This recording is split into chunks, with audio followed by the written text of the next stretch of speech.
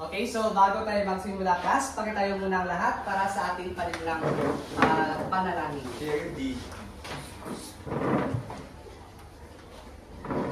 Okay, sana naman ang anak ng Espiritu. Panginoon, maraming salamat po sa ibinigay ninyong panibagong pagkakataon upang kami ay matuto. Gawaran mo kami ng isang bukas na isip upang maipasok namin ang mga itinuturo sa amin at maunawaan ang mga aralin na makatutulong sa amin sa pagtatagumpay sa buhay na ito. Amen. Okay, so magandang umaga, class! Magandang umaga po, sir! Okay, so bago kayo umupo, pakipaayos ang inyong mga upuan at pakipunit po ng lahat ng mga dumi sa... Okay. Okay, so kumusta kayo sa umagang ito, class? Okay, sir. Okay, so maaari ko ba malaman kung sinong lumiban sa umagang ito? Wala po, sir. Okay, so palakpakan ninyo yung mga sarili dahil... Okay, so bago tayo magsimula, gaya sa pamamahay, mayroong mga patakaran. So dito din sa ating silid-aralan, meron tayong mga alituntunin na dapat sundin. So, una,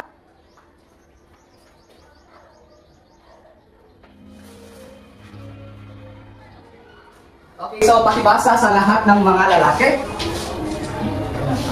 Mag-focus. Mag-focus. Tumutok lamang sa klase.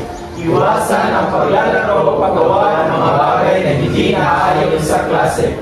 Okay, so pangalawa, makinig. Pakibasa sa lahat ng babae. Makinig sa guro o kaklase na nagsasalita. Okay, so panghuli, sumunod. Pakibasa ng sabay-sabay. Sumunod at makita sa mga gawain.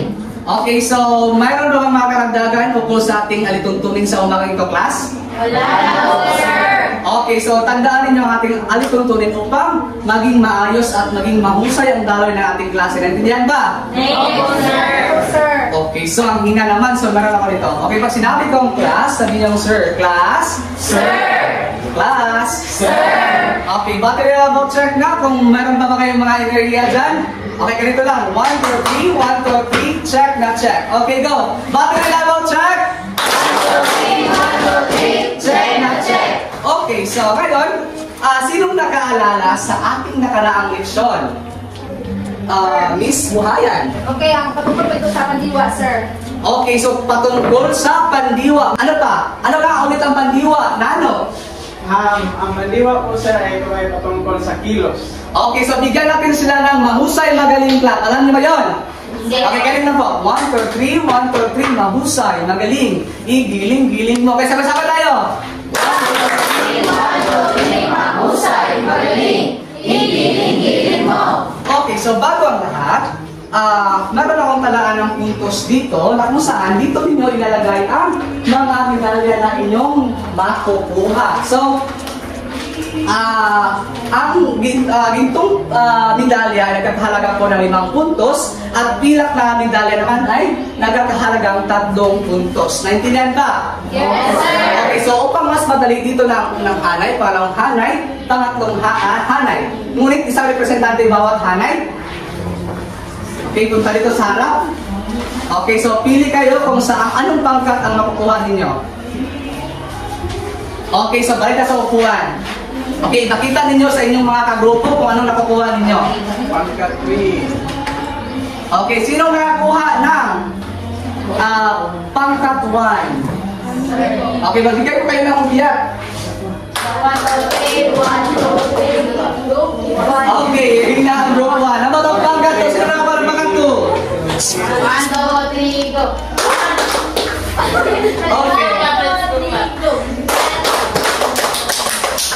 Okay, hindi sabay-sabay. Ano ba itong pangkat 3? 1, 2, 3, 1, 2, 3, 8. Okay, ang galing. So, nakikita ko mas mahusay ang kariyahon niya. Bigyan ko agad kayo ng minamang punto. Okay, so, ngayon, gusto niyo ba na gawain, class? Opo. Tingnan naman, gusto niyo ba na gawain? Yes, sir! Okay, so pinamagatan ko itong opinion mo, ilahad mo. So, itaas lamang ang kanang kamay kung meron kayong mga kasagutan. So, para sa unang larawan, Pakibasa sa lahat. Magbigay ng tulong na may pagkuha ng larawan. Okay, so opinion mo, ilahad mo. Okay. Okay, nakita po namin sa larawan ay yung isang bata ay tinulungan niya yung pulubi at sa opinion ko po ay gumawa siya ng larawan upang i-post niya sa social media po. Okay, so ano pa? Pangkat. Okay, Gerald. Base sa akin nakita sa larawan na kumuha siya ng larawan sa kasama yung kanyang mga taong tinulungan. Ngunit hindi naman lahat na nagpapakita lang siya ng yung maraming magkakagusto sa kanya dahil siya ay tumulong. Maaari naman tumulong na hindi kailangan ng pagkuha ng larawan. Okay, so magaling. So bigyan ko kayo ng 3 puntos. Okay, so pangkat una, habol naman kayo dyan. Okay, para sa pangalawang larawan, impeachment ni VP Sara. So ito yung kasalukuyan issue na ating pinakaharap dito sa ating bansa. Okay, Morde. Okay, base po sa ating nakikita sa larawan, ito po ay nagpapakita ng isang rally na kung saan sila po ay hindi sila uyon sa impeachment na gituan sila. Okay, ano ba? Meron na ba mga nagdagang kasagutan? Okay, so base sa ating ginagawang gawain class, ano kaya ang magiging paksa natin sa umagang ito? Okay, Miss Aliyah, parang ano kaya magiging paksa natin sa umagang ito? Batay po sa mga aktibidad na naisagawa natin, sa aking palagay po, ang magiging paksa natin sa umagang ito ay patungkol sa pagsalungat at pagsang-ayon. Okay, so tama ang kanyang kasagutan. So ang ating tatalakayin ngayong class ay patungkol sa mga hudyat ng pagsang-ayon at pagsalungat.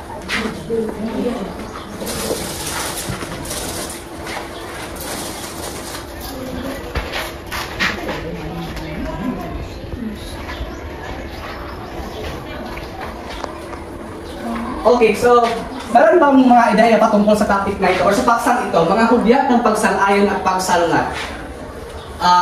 Lalo? Para sa akin man po ito sa pag sinabing pagsang-ayon, ikaw po ay sumasang-ayon sa isang isyo o panig. At ang pagsalungat naman, ikaw ay kung ikaw ay sumasang-ayon o sumasalungat sa isang isyo. Okay, so bigyan natin siya ng barangay clap. Okay, so ngayon alamin natin kung ano ba yung mga hudyat na ginagamit kapag ikaw ay sumasang-ayon, kapag ikaw ay sumasalungat. Okay, so ngunit bago ang lahat, alamin na natin ang ating layunin sa umagang ito. Okay, pakibasa tirante para sa ating unang layunin. Okay, unang layunin, natutukoy ang mga hudyat sa pagsang-ayon at pagsalungat sa pangungusap. Okay, pangalawa, buton. Nakapagbibigay ng mga pahayag na may pagsang-ayon at pagsalungat. Pangatlo, Roda. Nagagamit ang mga hudyat ng pagsang-ayon at pagsalungat sa pagpapahayag ng opinion. Okay, so makakamit ba natin ang ating layunin sa umagang ito, class? Makakamit ba natin ang ating layunin? Okay, so makakamit natin ito sa tulong ng inyong kooperasyon. Okay, so alamin din natin kung ano yung mga hudyat, ano kaya yung pagsang-ayon, ano kaya mga ginagamit ng mga tao kapag, or malalaman natin kung anong hudyat ang kanyang nagagamit. So pakibasa De Los Reyes. Layunin. Layunin itong hikayatin ang mga tagapakinig na tanggapin ang kawastuhan ng kanilang paniniwala sa pamamagitan ng tuwirang pagpapahayag. Ang pangangatwiran naman ay isang pahayag na nagbibigay ng sapat na katibayan upang maging kapanipaniwala o katatanggap na ay sa sinuman. Bahagi na ng araw-araw na pakikipag-ugnayan ng tao ang pagsang-ayon at pagsalungat sa mga paksang pinag-uusapan. Okay, so maraming salamat, De Los Reyes. Okay, sinabi dito na ang pangangatwiran daw ay layunin itong hikayatin ang tagapakinig. So ano bang, paano natin mahihikayat ang mga tao, class? Okay, so anong gagawin, Miss Ludig? Paano natin hikayatin ang mga tao? Or paano natin sila hikayatin upang sila ay maniwala sa ating sinabi? Okay, sir. So, para sa akin, para mahikayat natin ang isang tao na maniwala sa ating punto o sa gusto nating iparating sa kanila, ay magbigay tayo ng ating eksplanasyon kung bakit ito ang ating paninindigan. Okay, sabi ni Miss Dudig ay eksplanasyon. Meron pa hinahanap na salita. Ano pa? Okay, buton, ebidensya. Okay, tama ang kanyang sinabi. So, tama din ang opinion ni Ms. Tudik. So, explanation. So, ang Ms. Buton din ay ebidensya. Kapag kayo ay pupunta sa kolehiyo, ay magkakaroon kayo ng thesis or grade 12. Meron kayong mga thesis writing doon.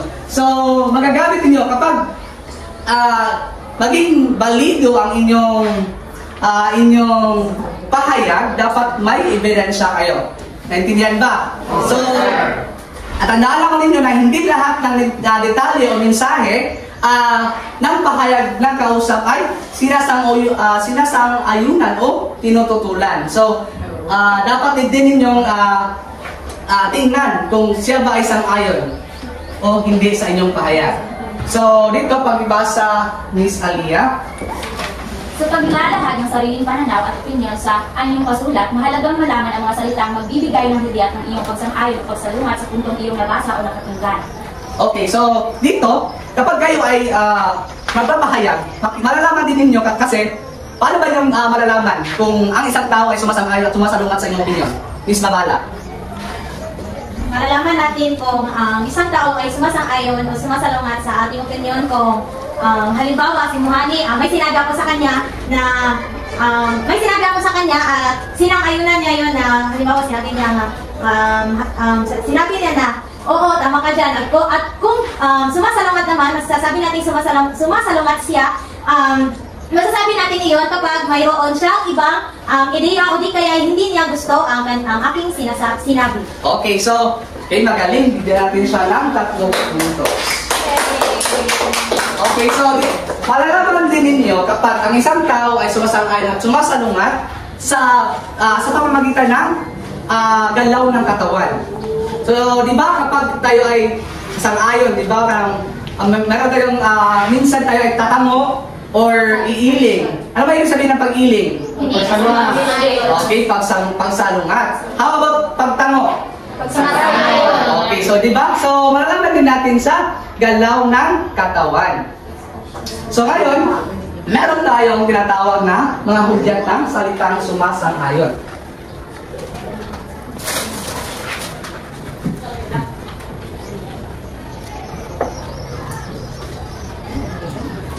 Okay.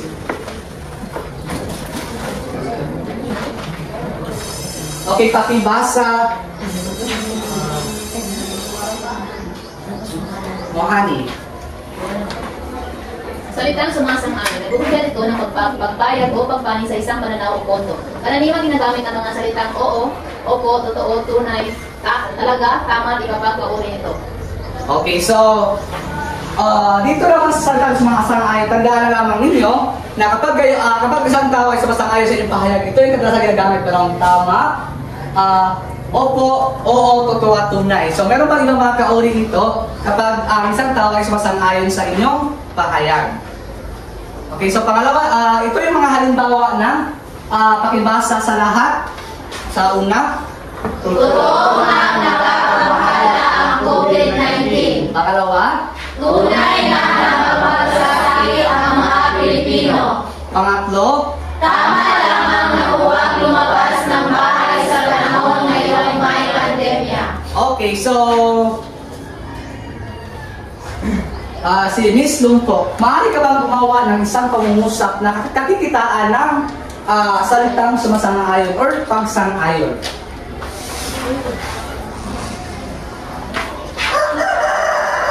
Totoo mang maganda si Paredes. Okay, so anong hudyat ang ginagamit niya, class? Totoo. Okay, totoo. So dito na tayo sa pangalawa. Salitang sumasang-ayon. Sumasalungat. Okay.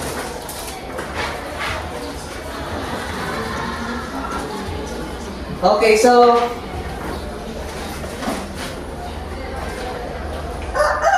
okay, pakibasa sa lahat. Salitang sumasalungat. Naghuhudyat ito ng hindi pagpanig o hindi pagsang-ayon. Nagpapakita rin ito kung paano nagkakaiba ang dalawang ideya. Karaniwang ginagamit ang mga salitang tulad ng ngunit, natagwat, subalit, bagamat, hindi at iba pang mga kauri nito. Okay, so dito, sa salitang sumasalungat, ang mga hudyat na tandaan niyo na ang salitang or ang hudyat na ginagamit dito kadalasan ay ngunit, dapatwa, subalit, bagamat, hindi at iba pa. So, talaga naman yung madali yung malalaman kasi gaya na sinabi ko, malalaman din ninyo kapag ang isang tao ay sumasalungat o sumasang-ayon sa galaw ng katawan. Okay, so pakibasa sa halimbawa sa lahat, sabay-sabay. Una, Hindi ako naniniwala na maraming gustong maging mayaman pero walang ginagawa. okay, pangalawa, Mali ang ginawa mo magmuhusga sa kapwa. tatlo, Ngunit hindi dahilan na mahalin kanya na walang paninindigan. okay, so Muhani, sa unang halimbawa, anong hudyat ang ginagamit?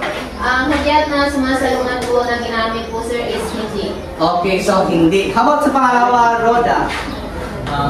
Para po sa akin na mali po. Okay, mali. So, pangatlo? Okay, ngunit. So, meron na ba mga katanungan ukol sa ating paksang tinalakay sa umagang ito, class? Wala na po, sir. Okay, so, ngayon, magkakaroon tayo ng gawain. So, gusto niyo ba na gawain, class? Yes, sir. Okay, battery level check na kung ilang porsyento ng enerhiya nung meron kayo. 1, 2, 3, go! Check. Okay, so ngayon, kinakailangan ko ng isang estudyante na magaling umarte. Sino bang gusto umarte? Isang representante, bawat bakla.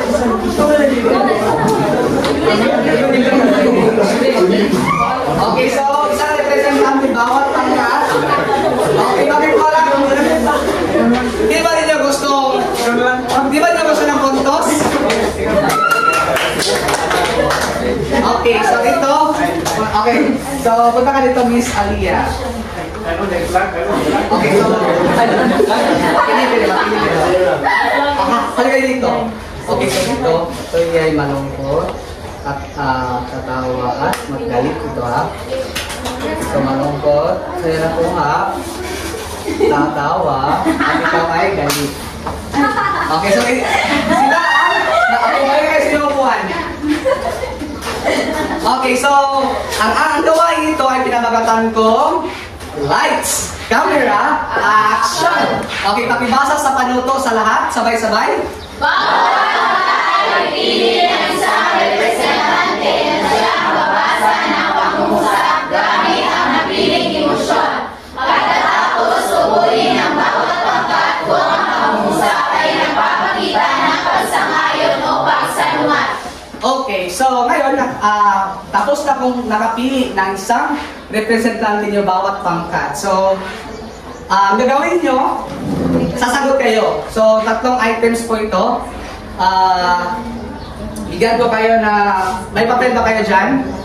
Isulat ninyo ang sagot at sabay taas. Okay? So, yung mga arte, balik kayo dito sa harap. Okay, sino pagkatuan?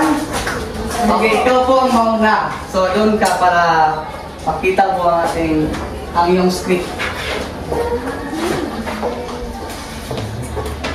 Okay, so dito po. Okay, so sabay-sabay natin sabihin lights, camera, action para ma-feel niya na siya ay nag-a-acting. 1, 2, 3, go! Lights, camera, action! Naniniwala ako na ang tunay na pagmamahal ay hindi nasusukat sa edad, lugar o panahon. Ito'y hindi kumukupas at walang sinuman ang maaaring magligtas sa dalawang pusong nagmamahalan at may matibay na paninindigan. Okay, ang galing! Bigyan natin na lang barangay clap! Tapos, pakitaas na niyong kasagutan pangkat 1, 2, 3. Pagsang-ayon. Bakit mo sinabi Jomar? Wala ko sinabi sabihin. Okay, so, tanggap kayo ng 5 puntos to pangkat. Ako kayo bagsang? Sangayon. Bagsang-ayon. Tama. Okay, balik. Okay, so pangalawang pangkat. Sino pangalawang pangkat? Okay, doon ka. Siya ay tatawa. Okay, sabay-sabay natin sabihin lights, camera, action. 1, 2, 3, go! Lights, camera, action!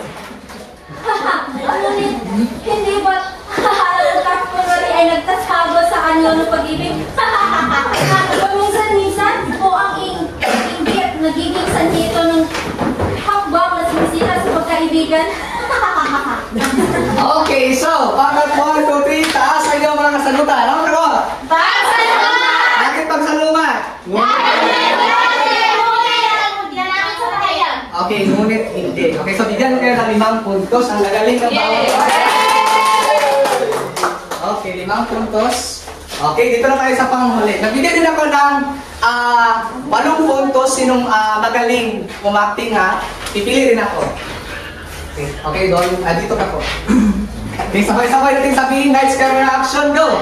Lights, camera, action! Ayon naman na po sa iyong sinabi na gaya nga na sabi ni Emilio Jacinto na sa lahat ng nagdaming sa puso ng tao ay wala ng mahal at katila na gaya ng pag-ibig. Marami ngayon ng pag-ibig at marami ito'y pagmamahal sa kaibigan, kapatid, magulang, kapwa at sa itinatanging o sa Diyos. Okay, so anong kasagutan? Taas? Bakit pagsang-ayon?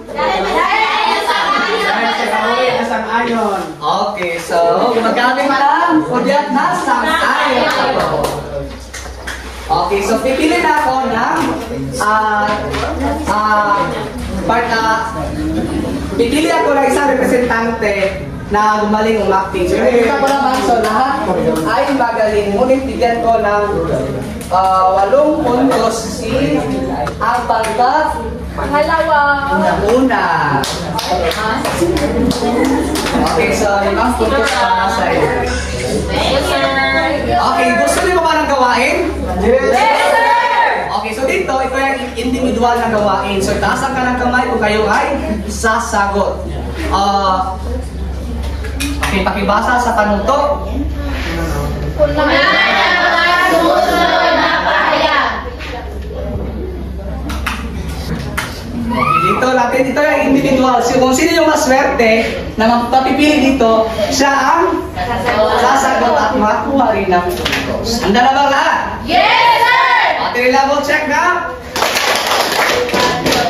Check na check! Okay, sino kaya ang maswerte na mapipili na makuha ng puntos?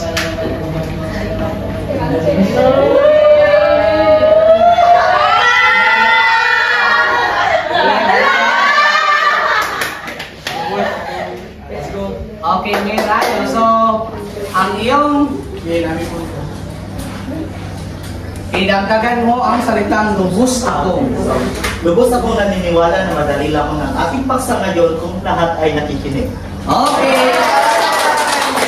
Okay, magaling. So, okay, nakakuha na si Mirayo ng puntos. Yay. Okay, sa pangalawa, sino kaya ang... Okay. Ang salitang inyong bubuhin ay ang salitang hindi ko gusto. Ano ba yung diyan? Hindi ko gusto? Pagsaluhan. Okay, so sino kaya ang maswerteng mapipili dito?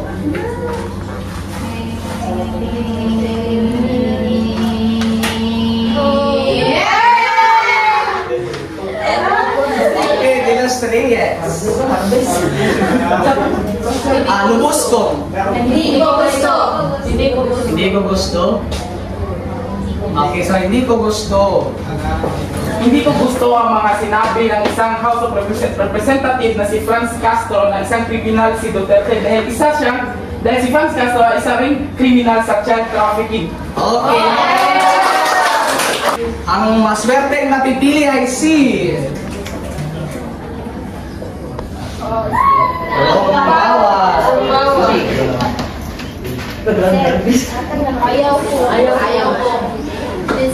Ayaw ko pumunta sa paaralan kapag alam kong wala namang pasok dahil sayang ang aking pamasahe. Okay, palakpak para kay Miss Tumaw. Okay, nakita mo ba nagawain class? Yes, sir! Gusto mo ba? Yes, sir! Okay, so ngayon makakaroon tayo ng online na gawain. Meron ba masasagot ko na lahat? Yes, sir! Mayroon bang lahat? Yes, sir! Okay, so maaari kayong bumuo ng isang bilog para magtulong-tulungan kayo sa pagsagot.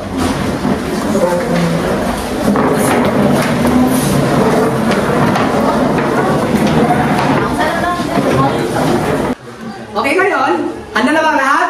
Yes, sir! Nakabuo na kayo ng bilog. So ngayon, gagawa tayo ng online na gawain na. Ito po ay Bluekit. Pamilyar ba kayo sa app na ito? Yes, sir! Okay, so punta kayo na sa Google, type nyo Bluekit at click play. Okay, punta kayo sa Google at type Bluekit. And then,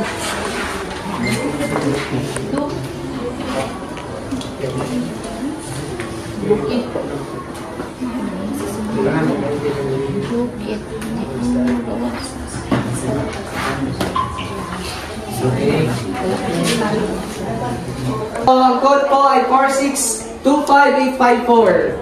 So, tingnan natin kung sino ang unang makapasok. Okay, pangkat 3 ay dito na.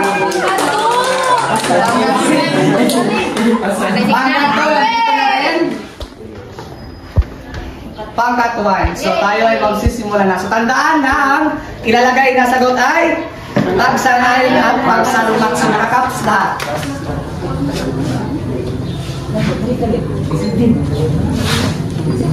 Okay, so sino kaya ang maraming nakakuha ng puntos? Okay, tulong-tulong sa pagsagot.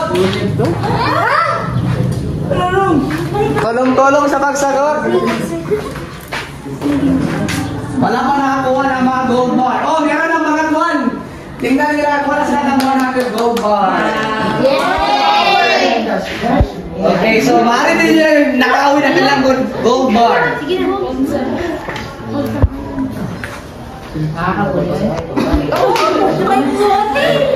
Okay. Tulong-tulong. Nagkamali na kayo sa dash. Pagsang-ayon. Ayun. Okay, pagkat 3, meron silang 10 gold bar. Pagkat, ako na po, pagkat 2. Ay, dili. Hindi pagsalungan.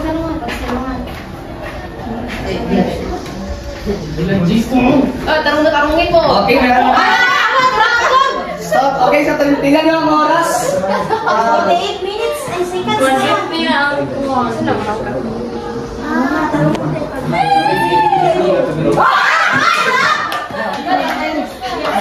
Oh, yun. Sinakaw nila ang goal. Okay. Dili ko ang dash. Okay, tingnan nyo ang oras. Bilis-bilis ang pagsagot. Okay, bilis-bilis ang pagsagot.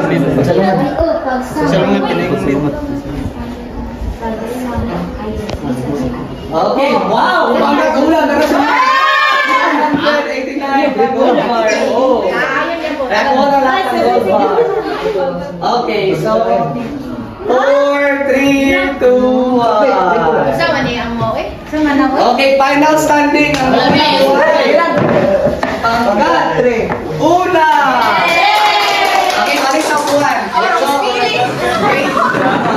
Wag maingay sa pagbalik ng upuan. Ang pangkat 1 na nakuha ng 4 na gold bar. Okay, so tingnan natin kung ilang mga mali at okay. Meron tayong 7 incorrect o maling kasagutan. So meron tayo, magaling dahil nakuha, mas mataas ang nakuha ninyong correct. 16 correct at 7 na mali na kasagutan. So alam ko na doon kayo nagkamali sa spelling. Okay, sa spelling. Okay, so ngayon, punta na tayo sa ating pangkatang gawain. So, handa na bang lahat para sa ating pangkatang gawain? Yes, sir! Okay, so gawin muna sa ating mga flaglets. Meron ba kayong mga... Sino mas maraming nakuha ng mga... Sino mas marami? Okay, so nilako na tayo sa ating pangkatang gawain na pinamakatan kong ipakita ang iyong galing. Okay, so para sa pangkat 1, pakibasa sa inyong panuto. Magpresenta ng isang argumento para sa liwanag gamit ang mga pagyanan ng sangayon at pagsalungat. Okay, pangkat 3. Okay, pangkat 2. Sumulat ng isang tula ng nagalaman ng mga hulyan ng pagsangayon at pagsalungat. Gamitin ang mga ito upang ipahayag ang iba't ibang pananaw o damdamin tungkol sa mahiling paksa. Okay, so para sa Pangkat 3, para sa pangkat 3 ay dula. Pakibasa sa lahat ng sabay-sabay. Magpresenta ng isang dula kung saan malinaw na ginagamit ng mga tauhan ng mga hudyat ng pagsang-ayon at pagsalungat sa kanilang mga dialogo upang ipahayag ang kanilang mga damdamin, magpakita ng pagtutol at magbigay ng suporta sa iba't ibang argumento. Okay, so bago ang lahat, alamin muna natin ang inyong pamantayan sa pagpresenta nyo sa inyong gawain. Okay, pakibasa muna sa ating pamantayan. Organisado ang mga detalye. Pagsasalita ng wikang Pilipino. Maayos ang pagkapresenta. Kakitaan ng mga ugat ng pagsang-ayon at pagsalungat. Kooperasyon ng miyembro. Okay, so dito, pagbibigay ko ng 5 puntos para sa napakahusay, 4 naman sa mahusay, 3 naman sa katanggap-tanggap, 2 puntos sa mapaghuhusay at 1 puntos. Pero pa rin kayong puntos sa sadyang di mahusay. So, ngayon, maaari kayong pumunta sa iyong kagrupo at maaari kayong pumunta ng bilog sa pagawa ng gawain. Okay, so ang oras nyo ay nagsisimula na. Okay, so 3 minuto. Okay, so tulong-tulong sa paggawa upang mas mabilis ninyo matapos ang gawain.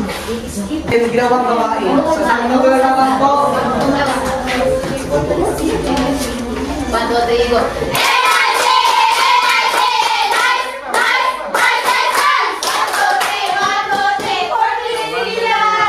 Okay. 1, 2, 3, go. Na ba lahat? Yes, sir! Okay, so balik ako puwan sa anay.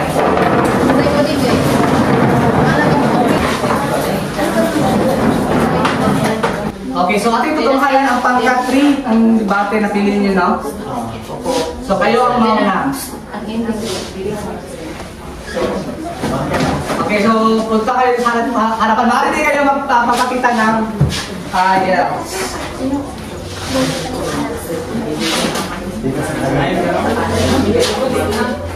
Okay, so meron tayong magagamit na mga props dito kung nais nyo gamitin.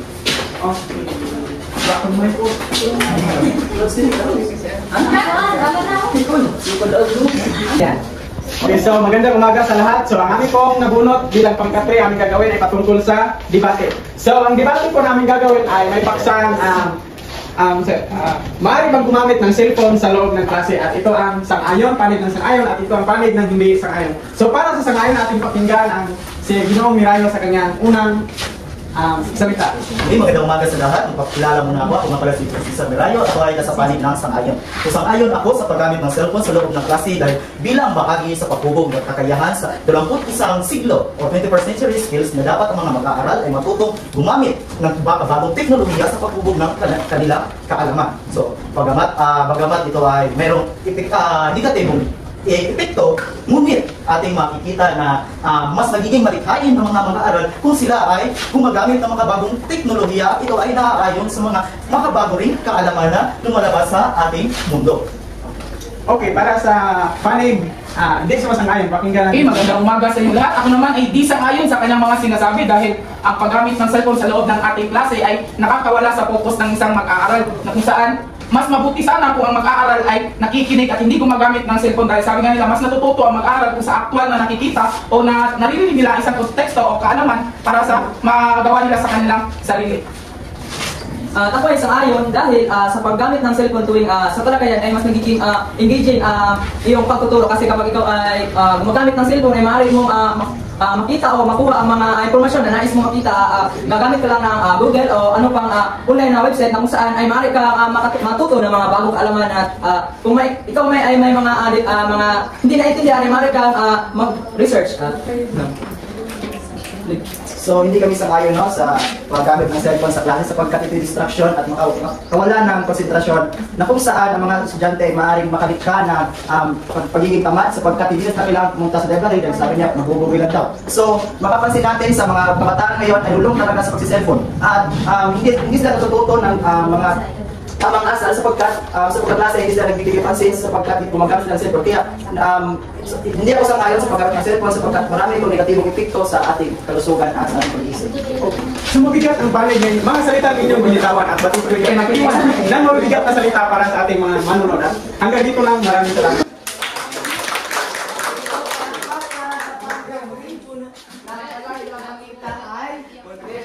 So, ito, bigyan natin sila kaagad ng puntos. Okay, pangkat 3. Okay, so para sa organization ng detalye, so di ba, titigan ko naman kayo ng 1 minuto. At ang 1 minuto nyo ay lumagpas. So, bigyan ko naman kayo ng ilang minuto. So, dito naman sa pagsasalita ng Pilipino, talagang mahusay kayo sa pagsasalita ng wikang Pilipino. So, bigyan ko kayo ng 5.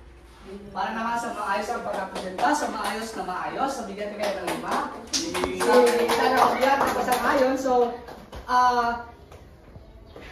meron din akong hinahanap ng mga hudyat at hindi nyo lubos na ginagamit. So, bigyan ko naman kayo ng 4. At sa kooperasyon ng mga membro, so, nagkita ko naman na nagtulungan kayo. So, bigyan ko kayo ng 5. Yay! So, ang nakuha nila ay 22. Dalawa. So, ngayon natin ang pakinggan ng pangkat 2 para sa kanilang pangkat 2. Okay, pagsasadula. So, bigyan ko naman kayo ng 1 minuto ha. Huwag kayong lumagpas ng 1 minuto.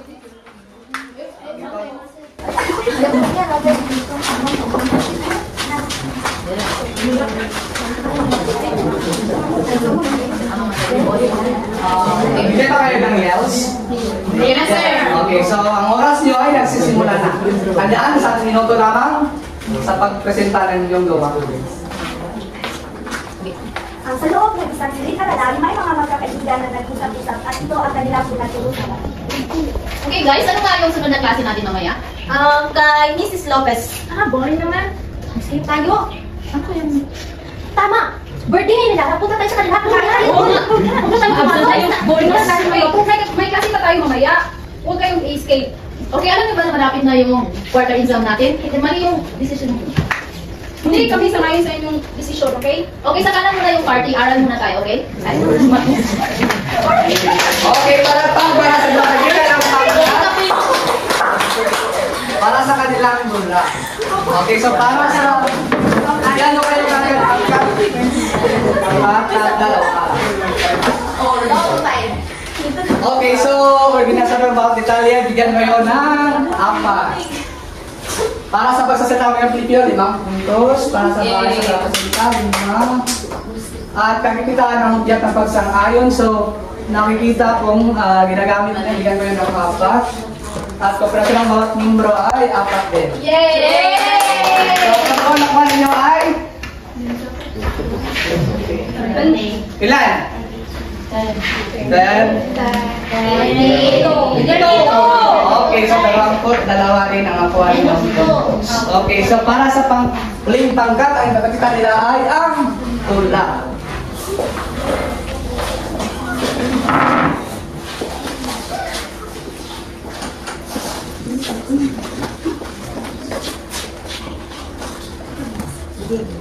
Okay, so ano na ba?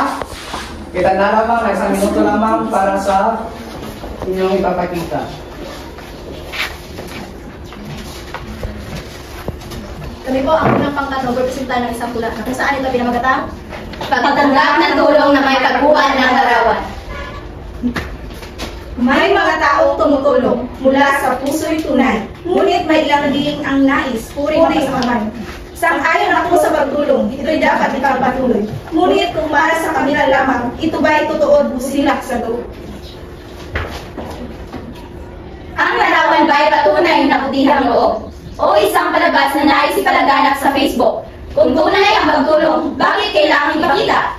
Hindi ba higit na mahalaga ang puso kaysa mata?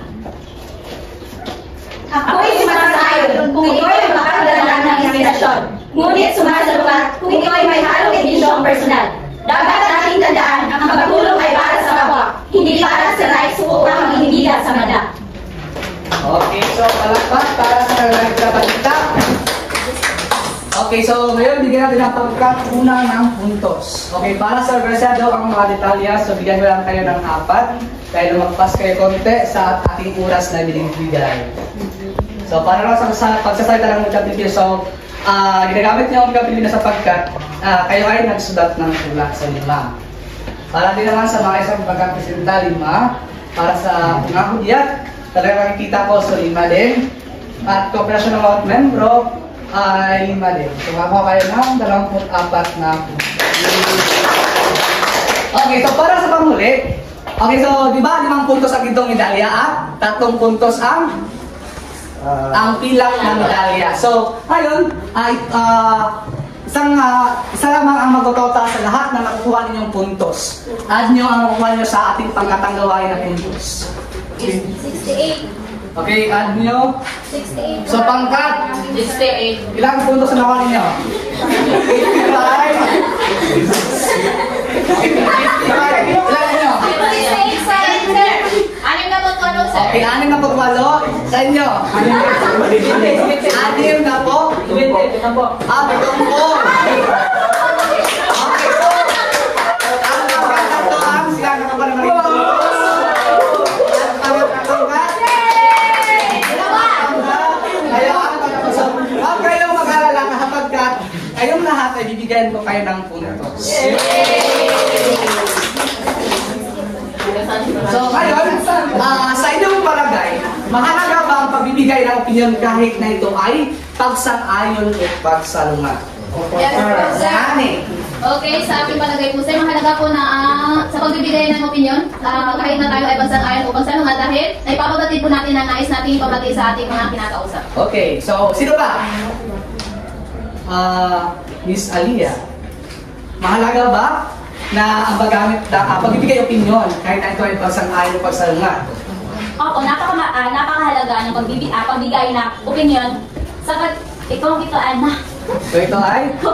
Kahit na ito ay pagsang-ayon or pagsalungat dahil sa pamamagitan ng ating opinion, nabibigyan natin sila ng, gaya nga ng sinabi niya, nabibigyan natin sila ng kaalaman po. Okay, so wala namang katanungan ukol sa ating pagsang-sao mga ito, class? Wala na po, sir! Okay, battery level check na? Check na check! Okay, ngayon, kumuha kayo ng isang tapat na papel para sa ating pagtataya. So tingnan natin kung meron ba kayong natutunan sa ating aralin sa umagang ito. Okay, pakibasa mo na sa tanuto.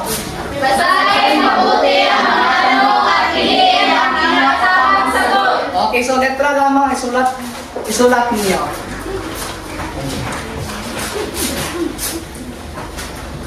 Okay, tapos na ba? Tapos na din. Okay, so tapos na? Yes, Tara na sir. sa tatlo.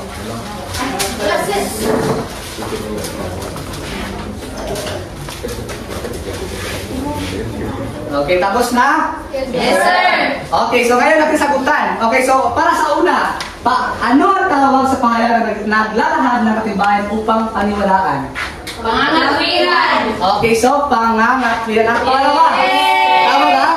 Pangatlo, ano ang layunin ng ng tao na ngatwiran? Manghikaya. Okay, manghikaya. Tatlo, ang pagtango ba o pag-iling ay naghuhudyat ng pagsanayon o pasalungat? Oo. Okay, ang pagtango, okay, oo. Yay! Pang-apat, ang ipinapahiwatig ng mga, ano ang ipinapahiwatig ng pagtango? Pagsang-ayon. Okay, pang-lima, ano ang ipinapahiwatig ng pag-iling? Pagsalungat. Okay, so,